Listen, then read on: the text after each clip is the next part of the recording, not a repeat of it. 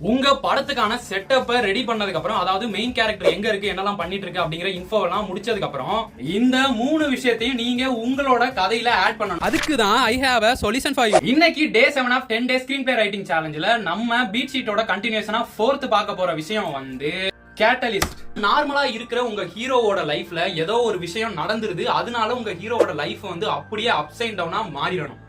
இதுக்கு எக்ஸாம்பிள் பாத்தீங்கன்னா, மாவீரன் படத்துல சூசைட் பண்ணிக்கலாம்னு போய் பில்டிங்ல இருந்து கீழே விழுந்ததுல அவருக்கு வந்து சூப்பர் பவர் கிடைச்சிடும். சும்மா இருக்க ஹீரோட லைஃப்ல ஒரு விஷயம் நடந்து அவரோட லைஃப் அப்படியே மாறிடுது. 5th ஒன் பாத்தீங்கன்னா டிபேட். தனக்கு நடந்த அந்த ஒரு விஷயத்தினால அதை என்ன பண்றதுன்னு தெரியாம கன்ஃபியூஷன்ல இருக்க மெயின் கேரக்டர் வந்து மத்தவங்க கிட்ட சஜஷன் கேட்கும். அப்படி இல்லைன்னா தனக்குள்ளேயே அந்த கேள்விகளை கேட்டு ஒரு சஃபரிங்கா கான்ட்ரூ பண்ணும். மாவீரன்ல தனக்கு பவர் கிடைச்சு காதுக்குள்ள சத்தம் கேட்டுட்டே இருக்குன்னு அந்த பவர் என்னங்கிறது புரிஞ்சுக்க அவருக்கே ஒரு டைம் எடுக்கும். இதுதான் இந்த டிபேட்.